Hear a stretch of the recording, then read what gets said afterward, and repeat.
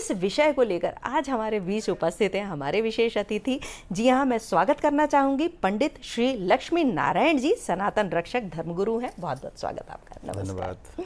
पंडित जी, दीपावली का दिन है, बेहद खास है, बेहद शुभ है।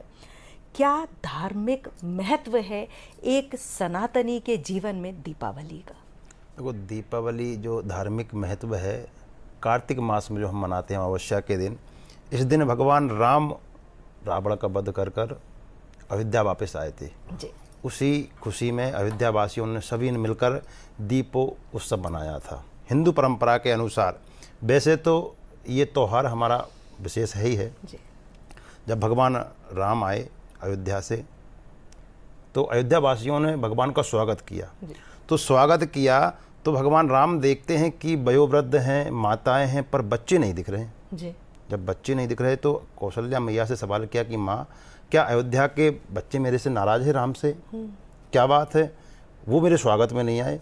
तो मैया कहती हैं कि बेटा राम, जब से तुम अयोध्या से वनवास के लिए गए हैं तब से आज तक यहाँ किसी की मृत्यु नहीं हुई है। केवल तुम्हारे पिताजी के अलावा किसी की मृत्यु नहीं हुई है, सब, और ना ही किसी ने जन्म लिया है। सभी लोगों ने ब्रह्मचार्य का पालन किया है, तप किया है, निष्ठा किया। जो तप आपने वनवास में 14 वर्ष व्यतीत किया है, वही तप अयोध्या वासियों ने अयोध्या में रहकर वो तपस्या की है। वो तपस्या किस लिए की है? आपके आगमन के लिए। कि आप आएंगे और हम आपका पुनः दर्शन करेंगे। 14 वर्ष बाद आपके फिर दर्शन हुए। इतना भगवान ने सुना, भगवान की आंखों से आंसू आने लगे कि देखिए अयोध्या वासियों ने किस तरीके से मेरी तपस्या की, मेरा स्वागत किया और मेरी यहाँ आने की कामना की। उस दिन से सब अयोध्या वासियों ने दीपावली का पर्व मनाया है। हम आज के समय पटाखे फोड़कर, दीप जलाकर, नए कपड़े पहनकर, मिठाइयाँ खाकर दीपावली मनाते हैं। वास्तविक दीपावली त्यौहार तो निष्ठा का है, तप का है, त्याग का है। 3 दिन जो दिन हैं, धनतेरस, चौदस और दीपावली, इस दिन हम लोगों को तपस्या करना चाहिए, रात्रि जागरण करना चाहिए। ये पर्व हमें खुशी तो है, पर यहाँ तक सीमित नहीं है कि हमने दीप जला लिया, मिठाइयाँ खा ली और बढ़िया पटाखे चलाए और उसको भूल गए। नहीं, हमें निष्ठा के साथ रात्रि में जागरण करना चाहिए, भगवान की तपस्या करना चाहिए। जिस दिन अयोध्या का आना राम नहीं है, हमारे मन में भी राम आना चाहिए। इसलिए कहते हैं राम आएंगे, राम आएंगे। जी जी जी। आध्यात्मिक और सांस्कृतिक क्या महत्व होता है दीपावली का? आध्यात्मिक ये होगा कि अच्छाई बुराई पर विजय प्राप्ति, अंधकार से प्रकाश की ओर हमें जाना है। दीप जलाकर हम एक दूसरों को खुशियों का प्रतीक देते हैं। दीप जलाकर बुराई को तो दूर करना ही है। उसके अलावा ये है कि हमें भेदभाव नहीं रखना है किसी से। हम समाज में रह रहे हैं, संसार में रह रहे हैं, सभी को मित्रता का भाव रखना है ना? किसी से द्वेष भावना नहीं रखना है। ये दीपावली का विशेष महत्व माना जाता है। हमें बढ़िया तरीके से इस दीपावली के त्यौहार को मनाना चाहिए। ये हमें एक ज्ञान देता है कि जैसे राम वन से आए थे, अयोध्या वासियों के साथ में आकर उन्हें खुशी मनाई थी, हम सबको मिलकर खुशियाँ मनाना। जिस दिन हमारे हृदय में राम आ जाएंगे उस दिन ये पूरा विश्व अयोध्या बन जाएगा। और यही कामना है कि राम जरूर आएंगे, जरूर सभी के मन में राम प्रवेश करेंगे और हम द्वेष की भावना को त्याग करेंगे। सबसे पहले दिवाली पर जो मन में भावना आती है, पूजा करना बिल्कुल बहुत महत्वपूर्ण है। सभी लोग, मुझे लगता है, बहुत दिनों से घर की लिपाई पुताई सफाई में लग जाते हैं और सुबह से पूजा की तैयारियां, जो माता लक्ष्मी की, गणपति भगवान की, सरस्वती माँ की पूजा कब करनी चाहिए? क्या मान लीजिए कि अगर कुछ विशेष मुहूर्त है उसमें और नहीं हो पाए तो क्या दिन भर में कर सकते हैं? वैसे तो मुहूर्त में ही पूजा करना चाहिए। हाँ जी। लक्ष्मी पूजन बड़ा ही महत्वपूर्ण पूजन माना जाता है। कहते हैं लक्ष्मी के बिना कुछ होता नहीं है, है ना? सब संभव हो जाता, मन नहीं घबराता, जय लक्ष्मी माता। विशेष तो प्रदोष काल में करना चाहिए। अच्छा। जो 5 से 7 के बीच में प्रदोष काल, जिसको हम पुराने समय में गोधूली बेला भी कहते थे। अच्छा। गोधूली बेला में ही माँ भगवती का पूजन करना चाहिए। विशेष मुहूर्त कुछ इस वर्ष जो है वो मैं आपको अवगत कराता हूँ। वैसे तो स्थिर लग्न में ही पूजन होना चाहिए। जो कि लग्न है वृश्चिक लग्न है, सुबह प्रातः 8:37 से लेके 10:51 तक। ठीक है। अभिजीत मुहूर्त है 11:51 से लेके 12:46 तक। और कुंभ लग्न है 2:46 से 4:23 तक। वृश्चिक लग्न है 7:41 से 9:41 तक। और सिंह लग्न है रात्रि 2:07 से 4:15 तक। अच्छा। इस मुहूर्त में हमें विशेष पूजा करना चाहिए, जिससे भगवती की अनुकंपा कृपा हमें प्राप्त होगी। विशेष कब हमें?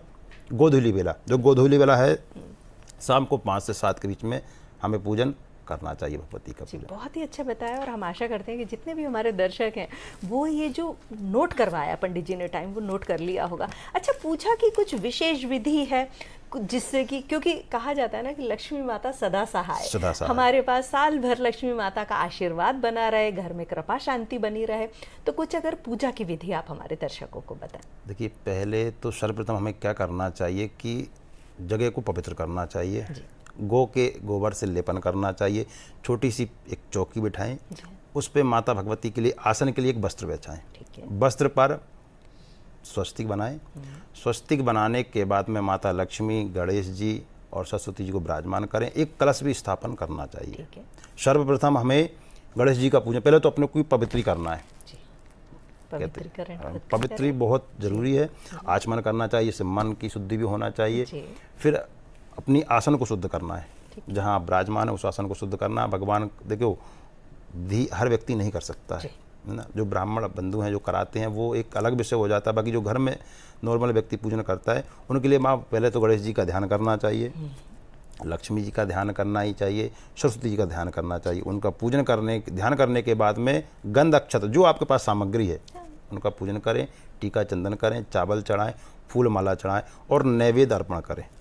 नैवेद्य में विशेष लक्ष्मी पूजन के लिए लाई है ना, और बतासे होते हैं है ना। पहले के ज़माने में एक जो मिठाई आती है जिसमें हाथी घोड़े बनाए, उसको खाण कहते हैं, खाण कहते हैं, उसका भोग माँ भगवती को जरूर लगाना चाहिए। और कहते हैं एक सीताफल जो माता सीता जी ने उसका उपयोग किया था, उसको इसी नाम से सीताफल लगे, उस फल को जरूर निवेदित करना चाहिए।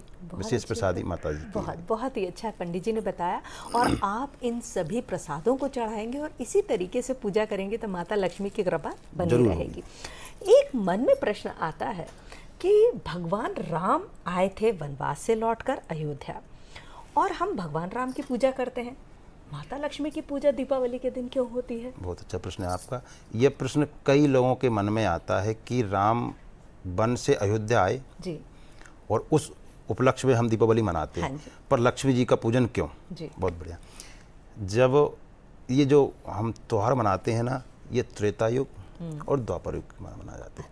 भगवान राम आए, आपने सुना होगा जब समुद्र मंथन हुआ, जब समुद्र मंथन हुआ था उसमें 14 रत्न निकले, और 14 रत्नों में एक माँ भगवती भी निकली, लक्ष्मी जी भी निकली, और लक्ष्मी जी का वर्ण नारायण ने किया। ठीक है। जिस दिन लक्ष्मी जी ने निकली थी समुद्र से, वो दीपावली का कार्तिक मास की अमावस्या थी। पहला तो कारण ये है कि माँ भगवती लक्ष्मी जी का वो जन्मोत्सव है। दूसरा, विवाह भी उसी दिन हुआ, क्योंकि उसी दिन भगवान ने वर्ण कर लिया था। तो दो त्योहार माने जाते हैं। एक तो लक्ष्मी जी का जन्मोत्सव, वर्षगांठ हो गई, जन्मोत्सव हो गया, और दूसरा विवाह वाली वर्षगांठ हो। तो उस तरीके से हम लक्ष्मी जी की पूजन करते हैं जन्मोत्सव के उपलक्ष्य में। ठीक है। हम बहुत सारे देवी देवताओं की पूजा करते हैं सनातन धर्म में, लेकिन सिर्फ और सिर्फ एक ईश्वर राम है, भगवान राम, जिन्हें कि हम पुरुषोत्तम कहते हैं। भगवान राम पुरुषोत्तम क्यों कहलाते हैं, ये जानना चाहिए। देखिए, भगवान राम और कृष्ण की यहाँ बात होती है तो राम कृष्ण दो एक हैं, अंतर नहीं निमेष, दोनों एक ही हैं। बस अंतर ये है कि भगवान राम है मर्यादा पुरुषोत्तम और भगवान कृष्ण है लीला पुरुषोत्तम। ठीक है। भगवान राम ने जितने भी कार्य किए हैं आज तक, जितने भी कार्य किए हैं वो सब पूरे मर्यादा में रहकर किए हैं। अच्छा जी। इसलिए उनको मर्यादा पुरुषोत्तम कहा जाता है। और कृष्ण ने लीलाएं की हैं, आपने देखा होगा नटखट लीलाएं की हुई, इनके लिए उनको क्या कहा जाता है? लीला पुरुषोत्तम। अच्छा, हमें उन दोनों के जीवन से एक और चीज़ सीखने को मिलती है। क्या सीख मिलती है? कि जब बालक बालावस्था में हो, जन्म से लेके 14 वर्ष की अवस्था जब तक उसकी होती है, जब तक उसको कृष्ण की तरह जीना चाहिए। अच्छा। लीला पुरुषोत्तम, लीला करते हो, क्योंकि बालक नटखट होगा तभी प्यारा लगेगा कि बड़ा नटखट बालक है। और जब 14 के बाद जब युवा अवस्था आएगी तो उसको मर्यादित हो जाना चाहिए। जो नटखट लीलाएं युवावस्था में करेगा तो लोगों को अच्छा नहीं लगेगा, जी। सवाल उठने लगेंगे कई प्रकार के। हाँ जी। और वही बालक अगर बालपन में करेगा तो कहेंगे भाई बड़ा नटखट बालक है। इसलिए भगवान ने जितने भी कार्य किए, जी।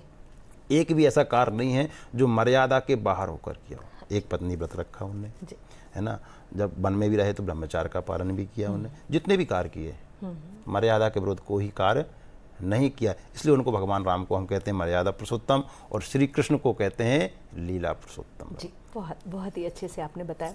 कभी कभी मन में ऐसा आता है कि हर व्यक्ति की चाह होती है कि माता लक्ष्मी बनी रहें। क्या कुछ ऐसा मंत्र आप बताएंगे हमारे दर्शकों को जिस मंत्र का जाप करके आज की पूजा में माता लक्ष्मी की विशेष कृपा बनी रहे और वो वर्ष भर बनी रहे? बहुत बढ़िया। देखिए, माँ लक्ष्मी की पूजा विधि मैंने जैसे आपको बताई है, उसी के साथ में ह्रीं क्रीं महालक्ष्मी नमः इस मंत्र का जाप भी कर सकते हैं। पुरुष सूक्त का पाठ करें, श्री सूक्त का पाठ करें। जी।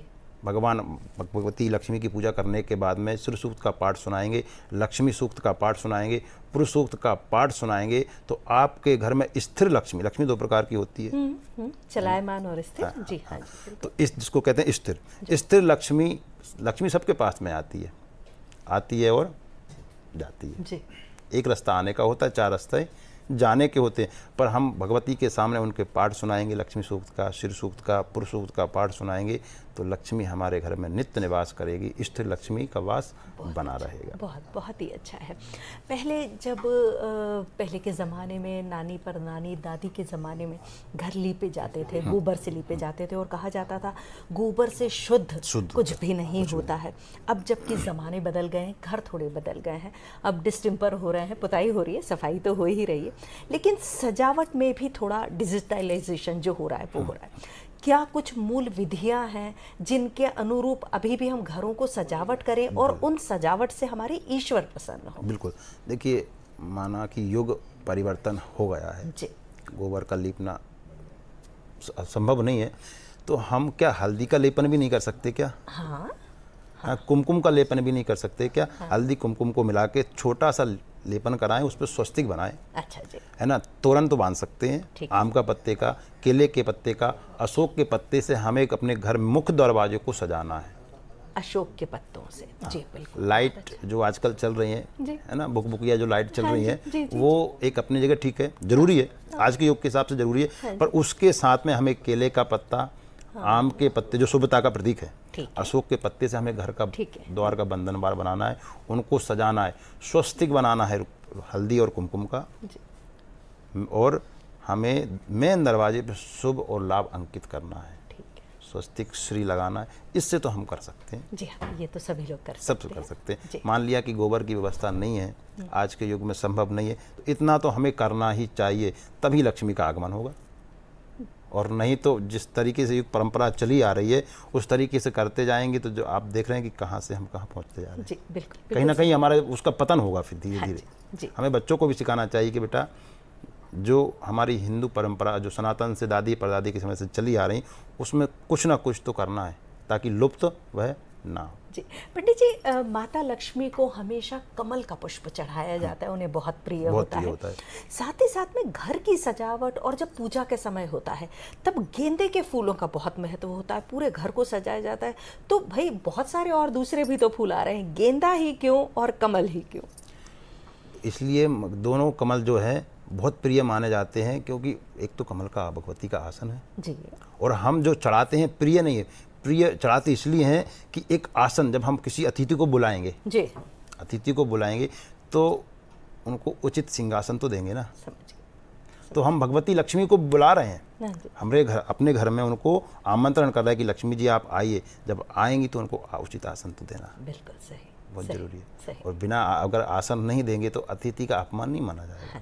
तो हिंदू परंपरा में इसलिए हम लक्ष्मी जी को कमल का पुष्प विशेष निवेदित करते हैं कि भगवती आप आइए, इसमें स्थिर रूप से विराजमान होइए, ये नहीं आने के बाद आपको जाना ना, स्थिर रूप से विराजमान होइए और हमारा आतिथ्य स्वीकार कीजिए। जी बहुत ही अच्छा।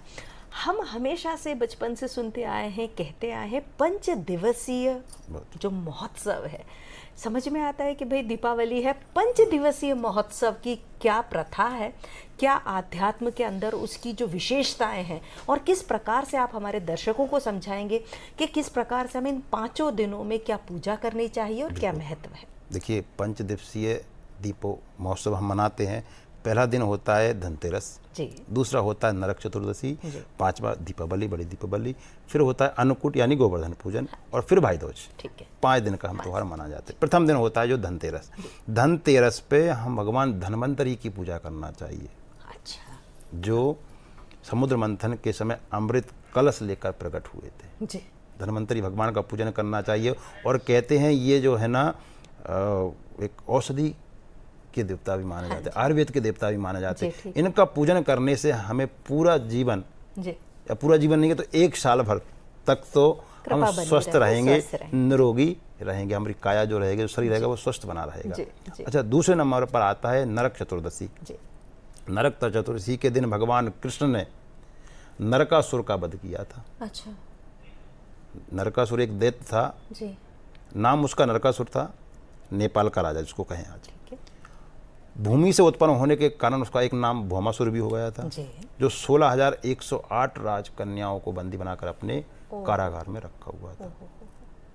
भगवान कृष्ण आज के 14 के दिन वहाँ जाकर उसका वध किया, और जो 16,100 जो कन्याएं थी उनको बंदी मुक्त कराया, इसलिए हम उसका नाम पड़ गया नरक चतुर्दशी। जी, बहुत ही अच्छे से समझाया पंडित जी ने कि किस प्रकार से हमारा जो त्योहार है ये पूरे वर्ष भर हमारे ऊपर माता लक्ष्मी की कृपा बनी रहेगी। साथ ही साथ आपको पूजन की विधि बताई, पूजा का मुहूर्त बताया, दीपावली की बहुत सारी शुभकामनाएं देते हुए पंडित जी आपका मैं बहुत बहुत धन्यवाद प्रस्तुत करना चाहती हूँ।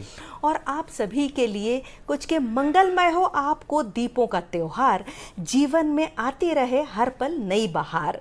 ईश्वर से हम कर रहे हैं पल पल यही पुकार, दीपोत्सव का ये त्योहार आपके लिए हो मंगल कामनाएं। जी हाँ, बहुत बहुत शुभकामनाओं के साथ नमस्कार।